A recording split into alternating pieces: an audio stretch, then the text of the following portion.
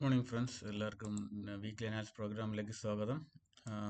Last week നമ്മൾ പറഞ്ഞിട്ടുണ്ടായിരുന്ന ഒരു continuation വീക്കായിരിക്കും.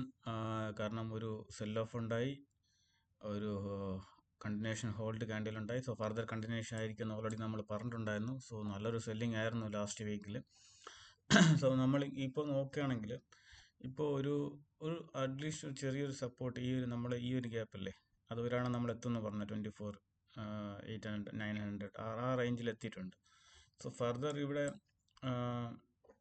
ഇപ്പോൾ ഫർദർ ഇവിടെ ഒരു ഇത് ഈ സോണിൻ്റെ താഴോട്ട് പോവുകയാണെങ്കിൽ നമ്മുടെ അടുത്ത സപ്പോർട്ട് പറഞ്ഞാൽ 24,300 ആണ്, 370 300 ആണ്.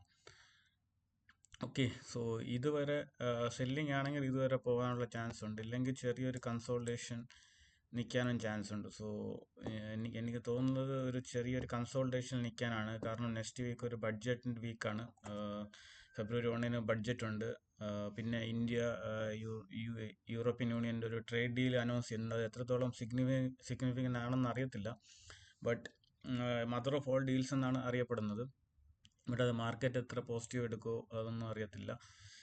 ഓക്കെ, സോ ഇപ്പോൾ ഒരു പ്യൂർലി ഒരു സെല്ലിംഗ് സോണിലാണ് നിൽക്കുന്നത് മാർക്കറ്റ്, പ്യൂർലി ഒരു സെല്ലിംഗ് സോണിലാണ്. ബട്ട് ഞാൻ പറഞ്ഞു നെക്സ്റ്റ് സപ്പോർട്ട് പറഞ്ഞാൽ ഈ ഏരിയയാണ്. വീക്ക്ലി ക്യാൻഡിൽ നോക്കുമ്പോൾ അതായത് ഒരു 24,500 അല്ലെങ്കിൽ 24,300 ഈ റേഞ്ച് വരെ വരാനുള്ള ചാൻസ് ഉണ്ട്. അത് നെക്സ്റ്റ് വീക്ക് അല്ലെങ്കിൽ അത് ഫർദർ വീക്കിൽ വരാൻ ചാൻസ് ഉണ്ട്. പിന്നെ ഇവിടെ കൺസോൾട്ടേറ്റ് ചെയ്തിട്ട് ഫർദർ മൂവ്മെൻറ്റ് നമുക്ക് നോക്കാം. ബാങ്ക് നിഫ്റ്റി ആണെങ്കിൽ ബാങ്ക് നിഫ്റ്റിയിൽ കുറച്ചും കൂടെ ഒരു സ്പേസ് ഉണ്ട് മൂവ് ചെയ്യാനുള്ള compare to nifty. Bank nifty ആണെങ്കിൽ ഫർദർ ഈ ഒരു ഏരിയയിൽ നിൽപ്പുണ്ട്, ഇതിൻ്റെ ഒരു ബ്രിഡ്ജിങ് ഏരിയയിൽ നിൽപ്പുണ്ട്. ബട്ട് ഫർദർ ഡൗൺ സൈഡ് കുറച്ചും കൂടെ മൂവ്മെൻറ്റിനുള്ള ചാൻസ് ഉണ്ട്. ഒരു 1000 മൂവ്മെൻറ്റിനുള്ള ചാൻസ് ബാങ്ക് നിഫ്റ്റിയിൽ കാണുന്നുണ്ട്. നിഫ്റ്റിയിൽ അത്ര ഒരു മൂവ്മെൻറ്റ് കാണുന്നില്ല. ബാങ്ക് നിഫ്റ്റിയിൽ ക്ലിയർലി ഒരു താഴോട്ട് വരാനാണെങ്കിൽ നല്ലൊരു മൂവ്മെൻറ്റും കാണുന്നുണ്ട്. ഓക്കെ, നമുക്ക് ഫ്രൈഡേത്തെ ട്രേഡ് ഒന്ന് നോക്കാം. ഫ്രൈഡേ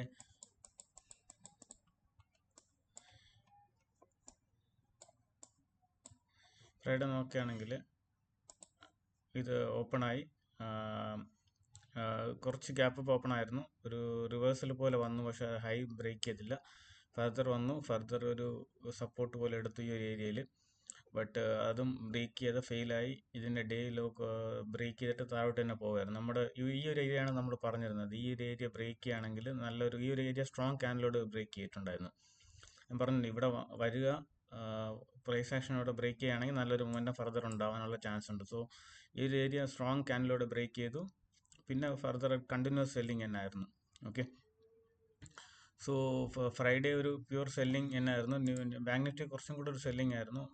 ഈ ഒരു ഏരിയ, അതായത് നമ്മുടെ ഈ ഒരു ഏരിയ നമ്മൾ പറഞ്ഞിട്ടുണ്ടായിരുന്നു, അത് ഇവിടെ വന്നു, റിവേഴ്സൽ എടുത്തു, പിന്നെയും ഒരു സ്ട്രോങ് ക്യാൻഡിലൂടെ ബ്രേക്ക് ചെയ്തു. ഇപ്പോഴും നോക്കുക, നിങ്ങൾ സ്ട്രോങ് ക്യാൻഡിലൂടെ ഒരു സപ്പോർട്ട് സോൺ ബ്രേക്ക് ചെയ്യുകയാണെങ്കിൽ ഫർദർ സെല്ലിങ്ങിനുള്ള ചാൻസ് കൂടുതലാണ്. അതായത് ഫസ്റ്റ് ടൈം അല്ല, ഫസ്റ്റ് ടൈം സ്ട്രോങ് ചിലപ്പോൾ നിങ്ങൾക്ക് കാണാൻ പറ്റും ഇതേപോലെ ഒരു ഏരിയയിൽ വന്നിട്ട് first time strong candle break ചെയ്തിട്ട് ഇമ്മീഡിയറ്റ് ആയിട്ട് റിവേഴ്സ് ചെയ്യും. അല്ല, അങ്ങനെയല്ല, ഒരു പ്രൈസ് ആക്ഷനിലൂടെ ഫസ്റ്റ് ടൈം വരിക, ഒരു തിരിച്ച് കുറച്ചൊരു പുൾ ബാക്ക് ചെയ്യുക, തിരിച്ചൊരു സ്ട്രോങ് ക്യാൻഡിലൂടെ ബ്രേക്ക് ചെയ്യുകയാണെങ്കിൽ നിങ്ങൾക്ക് അവിടെ ഒരു കണ്ടിന്യൂഷൻ കിട്ടാനുള്ള ചാൻസ് കൂടുതലാണ്. 60-70% ചാൻസ് ഉള്ള ട്രേഡ് ആയിരിക്കും അത്.